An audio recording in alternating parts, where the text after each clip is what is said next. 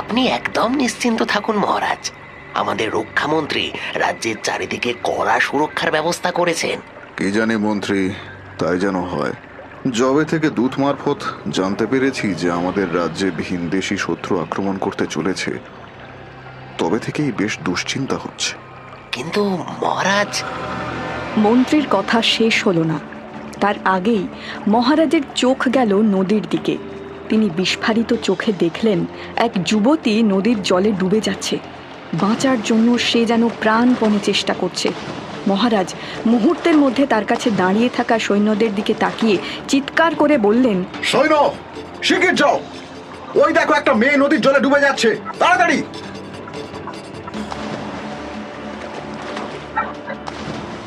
বাঁচাও! বাঁচাও!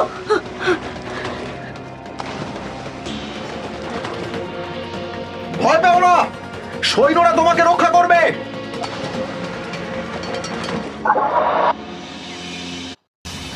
হ্যাঁ হ্যাঁ হ্যাঁ, ওকে এখানে শুইয়ে দাও। ভয় পেও না, তুমি এখন একদম সুরক্ষিত রয়েছো। এত অপরূপ সুন্দরী কন্যা এই নদীর মধ্যে কি করছিল? কন্যা, তোমার বাড়ি কোথায়? আমার নাম সুকন্যা মহারাজ। আমার বাড়ি তিলকপুরে। তিলকপুর? সে তো এখান থেকে অনেক দূর মহারাজ। কিন্তু তুমি এত দূরে এলে কি করে? মহারাজ মহারাজ, আমাদের সাথী সৈন্য কেমন করছে দেখুন, ওর মুখ দিয়ে যেন গ্যাজেলা বেরোচ্ছে। সে কি? ও তো এক্ষুনি এই কন্যাকে জল থেকে উদ্ধার করে নিয়ে এলো। হঠাৎ কি হলো? আরে প্রশ্ন উত্তর পরে করা যাবে, এখন তাড়াতাড়ি ওকে রাজবৈদ্যর কাছে নিয়ে যাও। আর মন্ত্রী, এই কন্যাকে তার বাড়িতে পাঠাবার ব্যবস্থা করো। দোহাই মহারাজ, আমাকে দয়া করুন।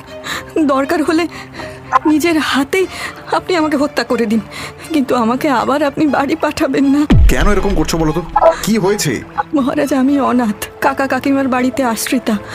টাকার জন্য ওরা আমাকে এক ব্যবসায়ীর কাছে বিক্রি করে দিচ্ছিল। ওরা আমাকে নৌকো করে ভিন দেশে নিয়ে যাচ্ছিল। উপায় না দেখে আমি নদীর জলে ঝাঁপ দিই মহারাজ। আমি মরে যাব, কিন্তু ওই বাড়িতে আমি আর ফিরবো না, কিছুতেই না। আচ্ছা বেশ, তুমি কেঁদো না। আমার রাজপ্রাসাদে তুমি একদম সুরক্ষিত। তোমার যত দিন ইচ্ছে তুমি এখানে থাকতে পারো।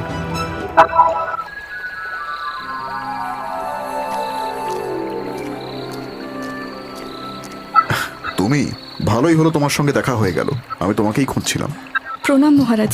আমাকে খুঁজছিলেন? কিন্তু কেন মহারাজ? আসলে সেই দিনের পরে একটু ব্যস্ত হয়ে গিয়েছিলাম, তাই তোমাকে আর জিজ্ঞাসা করার সময় পাইনি। তোমার এখানে কোনো সমস্যা হচ্ছে না তো? না মহারাজ, আমি খুব ভালো আছি। আপনি নিজে জিজ্ঞেস করতে এলেন? তাতে কি, রাজ্যটা যখন আমার, তখন এর মধ্যে যারা আসছে বা থাকছে তাদের দায়িত্ব তো আমারই নেওয়া উচিত, তাই না? আচ্ছা, আমি আসি। মহারাজ, ক্ষমা করবেন, কিন্তু কিছুদিন ধরেই দেখছি রাজ্যের মধ্যে সুরক্ষা ব্যবস্থা অত্যন্ত কড়া। তার উপরে আজকে সকালে দেখলাম প্রতিটি ব্যক্তিকে আপাদমস্তক তল্লাশি করে তবেই প্রাসাদে ঢুকতে দেওয়া হচ্ছে। ওইসব আমার মন্ত্রীর বুদ্ধি। আসলে কিছুদিন ধরেই কোনো ভিনদেশী শত্রুরা আমাদের রাজ্য আক্রমণের পরিকল্পনা করছে, কিন্তু আমরা জানি না সেই শত্রুরা কে বা কারা, তাই এই ব্যবস্থা আর কি। আক্রমণ করবে? তার মানে কি যুদ্ধ হতে পারে মহারাজ? সে কি আর এখন থেকে বলা যায়? তবে যুদ্ধ হোক বা না হোক, তুমি এখানে সুরক্ষিত। আমি বেঁচে থাকতে আমার প্রজাদের আমি কিচ্ছু হতে দেব না। এইভাবেই কাটতে থাকলো দিন। এর মধ্যে বেশ কয়েকবার মহারাজের সাথে সুকন্যার দেখা হয়েছে। সুকন্যা যতবার দেখেছে ততবারই অবাক হয়ে গেছে যে মহারাজ মানুষ হিসেবে কতটা সৎ আর প্রজাবৎসল। সেদিন মহারাজ বাগানে পায়চারি করছিলেন। হঠাৎই সুকন্যা সেখানে এলো। তার খোলা চুল, পরিহিত সুসজ্জিত বস্ত্র, সব মিলিয়ে তার রূপ দেখে যেন মনে হচ্ছে সাক্ষাৎ স্বর্গের অপ্সরা। মহারাজ তাকে দেখে মুগ্ধ দৃষ্টিতে তাকিয়েই নিজেকে সামলে নিয়ে বললেন, তুমি এই সময় এখানে, মানে কিছু প্রয়োজন ছিল নাকি? না না মহারাজ, আসলে আমি মহাদেবের মন্দিরে পুজো দিতে গিয়েছিলাম। এই রাজ্যে আক্রমণের আশঙ্কার কথা শুনে, বিশেষ করে আপনার উপরে আক্রমণের কথা জানতে পেরে পুজো দিতে গিয়েছিলাম। আমার জন্য পুজো? ধন্যবাদ। সেই ছোটবেলাতে মা আমার জন্মদিনে পুজো দিত, তারপরে মা চলে গেলেন, পুজো দেওয়াও বন্ধ হয়ে গেল। বেশ, তো আমি না হয় আপনার জন্য পুজো দেব। এই নিন প্রসাদ। মহারাজ সাবধান! কি হয়েছে মহারাজ? আপনি আপনি ঠিক আছেন তো? ঠিক আছে। সাপ, ওই যে বিষধর সাপ, ওই ঝোপের দিকে গেছে, শিগগির দেখো তো। ক্ষমা করবেন মহারাজ, কিন্তু ওই সময় আপনাকে ঠেলে দেওয়া ছাড়া আমার আর কোনো পথ ছিল না। ক্ষমা করবেন। ছি ছি ছি, ক্ষমা চেয়ে আমাকে লজ্জা দিও না। ধন্যবাদ আমার প্রাণ রক্ষা করার জন্য। আজকে তুমি না থাকলে হয়তো সত্যি কোনো অঘটন ঘটে যেত। বুঝতে পারছি পুজোটা তুমি মন থেকেই দিয়েছ। ধুর ধুর, পথে পথে ঘুরে সারাটা দিন কেটে গেল, তবু একটা শিকার অব্দি জুটলো না। আরে বাহ, এ তো দেখছি একটা পেঁচা। আর কিছু না হোক, এই পেঁচাটাকেই ধরে নিয়ে এবার হাটে যাই।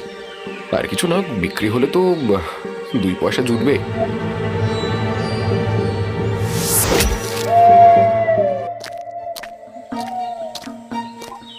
একটা পেঁচার ডাক শোনা যাচ্ছে যেন, কিন্তু আসছে কোথা থেকে? এই লোকটার ঝোলা থেকেই মনে হচ্ছে। এই পেঁচাটা তো খুব জ্বালাচ্ছে, কি যে করি। এই ছোকরা, এই তোমার ঝোলাটা খোলো তো দেখি। অনেকক্ষণ ধরে একটা পেঁচার ডাক শোনা যাচ্ছে দেখছি। পেঁচা? কিসের পেঁচা? কই না তো, আমার কাছে কোনো পেঁচা নেই। নেই কি আছে? সেটা তো ঝোলাটা খুললেই বোঝা যাবে বাবা। খোলো খোলো দেখি। এ তো দেখি লক্ষ্মী পেঁচা। এই ছোকরা, এটা নিয়ে তুই কি করছিলি রে? হিন্দু রাজার কাছে থেকে এত বড় অপবাদ!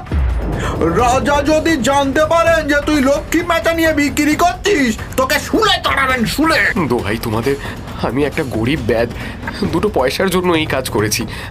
আমাকে রাজার কাছে নিও না। সে বললে তো আর হবে না বাবু। হিন্দু রাজার রাজ্য থেকে লক্ষ্মী পেঁচাকে অপমান করবে, তাকে তো আর রাজা ছেড়ে দেবেন না। চলো, তোমার বিচার হবে, চলো।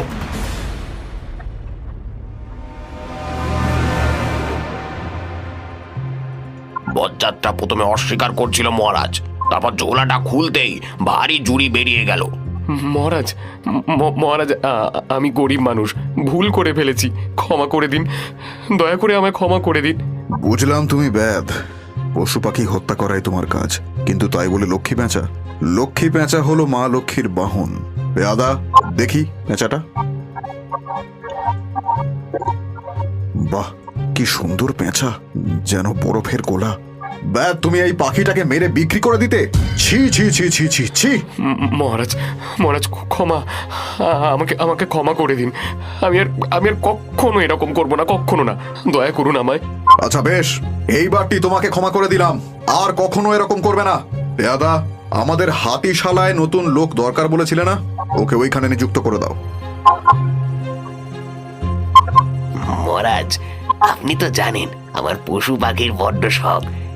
এটাকে আমি নিজের কাছে রাখতে চাই। আচ্ছা বেশ, তো রাখো না। লক্ষ্মী পেঁচা প্রাসাদে থাকা অত্যন্ত শুভ। পেঁচাটার পায়ের কাছে এটা কি চকচক করছে না? দেখি তো এটা কি। মন্ত্রী অবাক হয়ে দেখল পেঁচাটার পায়ে বাঁধা রয়েছে একটা রূপোর তবক। মন্ত্রী সেটা খুলতেই চমকে উঠল। তার ভিতরে রয়েছে ভর্জিপত্র, অর্থাৎ বার্তা পাঠানোর পত্র। মন্ত্রী কৌতূহলী হয়ে সেটা খুলতেই চমকে গেল। সে বিস্ফারিত চোখে দেখল তার মধ্যে কিছু লেখা রয়েছে। অনেক দিন ধরেই তো চলছে মধুরঙ্গ, কবে হবে বেতাল সঙ্গীর ভবলীলা সাঙ্গ? উত্তরে লেখা, বেতাল সঙ্গী নয় সাধারণ, কাজ সম্পন্ন করতে সময়ের প্রয়োজন। এটার অর্থ কি? এর মধ্যে কি কোনো গুপ্ত সংকেত লুকিয়ে রয়েছে? কিন্তু সেটা কি হতে পারে? মন্ত্রী মশাই, মন্ত্রী মশাই, শিগগির চলুন, রাজবৈদ্য আপনাকে ডেকে পাঠিয়েছেন। রাজবৈদ্য এই সময়? কিছু হয়েছে কি? কিছুদিন আগে আপনি বিষক্রিয়ার জন্য যে সৈনিককে রাজবৈদ্যর কাছে চিকিৎসার জন্য পাঠিয়েছিলেন, যে সৈনিক আজকে মারা গেছে। মারা গেছে?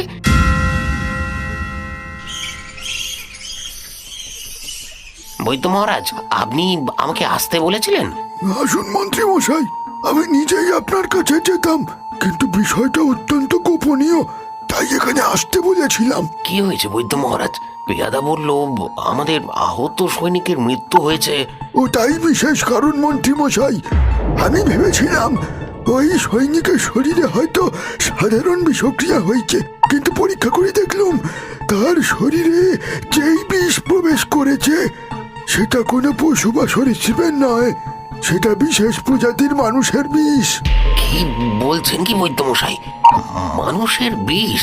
কিন্তু সেই সৈনিক তো ওই যুবতী সুকন্যাকে জল থেকে উদ্ধার করার পরেই। এখনো আমি আপনাকে সঠিকভাবে কোনো তথ্য দিতে পারবো না মন্ত্রী মশাই, এর জন্য আমাকে আরো পরীক্ষা করতে হবে। এসব কি হচ্ছে আমি যে কিছুই বুঝতে পারছি না। একদিকে ওই রহস্যময় বার্তা, আর একদিকে এই মনুষ্য শরীরজাত বিষ। মহারাজ, আসবো? জানি এটা আপনার বিশ্রামের সময়, কিন্তু বিষয়টা এতটাই গুরুত্বপূর্ণ যে আমাকে আসতেই হলো। আমার কাছে আসার জন্য তোমার এত ভূমিকার প্রয়োজন নেই মন্ত্রী। বলো কি হয়েছে? মহারাজ, এই দেখুন, আজ ব্যাধের কাছ থেকে যে পেঁচাটা উদ্ধার হয়েছে, আমি তার পায়ের থেকে এই গুপ্ত বার্তা লেখা পত্রটা পেয়েছি। এ তো কোনো গুপ্ত সন্দেশ মন্ত্রী, কিন্তু এর অর্থ কি? মহারাজ, সম্পূর্ণ অর্থ তো আমিও বের করতে পারিনি, কিন্তু এটুকু বুঝতে পারছি কাউকে হত্যার ষড়যন্ত্র চলছে। বেতাল সঙ্গীটিকে যদি জানা যেত। বেতাল সঙ্গী? বেতাল সঙ্গী মানে বিক্রম? বিক্রম বেতাল? তার মানে এখানে আপনার কথা বলা হয়েছে মহারাজ। এই ষড়যন্ত্র আপনাকে হত্যা করার উদ্দেশ্যে করা হয়েছে, কিন্তু কে করছে? ব্যাধের কথা অনুসারে সেই পেঁচাকে দক্ষিণ দিকের বেলগাছে পেয়েছে। এখন তুমি বললে বলে আমার মনে পড়লো, এই ধরনের একটা লক্ষ্মী পেঁচাকে আমি বেশ কয়েকদিন আমার ঘরের উত্তর প্রান্তের দিকে উড়ে যেতে দেখেছি, কিন্তু আর আপনার কক্ষের উত্তর প্রান্তে তো সেই যুবতী সুকন্যা বাস করে। তার মানে কি? না না না না মন্ত্রী, না না না না না, সে এরকম কাজ করতে পারে না, কখনোই না। সে তো আমার প্রাণ রক্ষা করেছিল। কে কি করতে পারে সে তো সময় এলেই জানা যাবে মহারাজ। আপনি আপনি আমার সাথে আসুন। দেবী সুকন্যা। মহারাজ, মন্ত্রী মহাশয় আপনারা?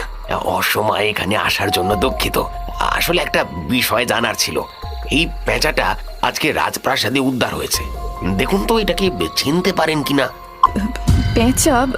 ইয়ে, না না, আমি কখনো এটাকে দেখিনি। হ্যাঁ, আমি চিনি না।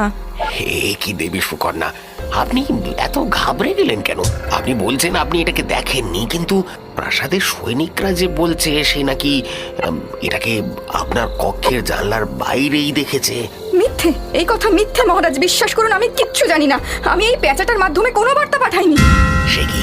বার্তা পাঠানোর কথা তো আমি বলিনি দেবী সুকন্যা। মহারাজ দেখুন, এবার আমার কথায় বিশ্বাস করবেন তো? সুকন্যা, তুমি তুমি এই পেঁচার মাধ্যমে আমার শত্রুপক্ষের কাছে বার্তা পাঠিয়েছিলে?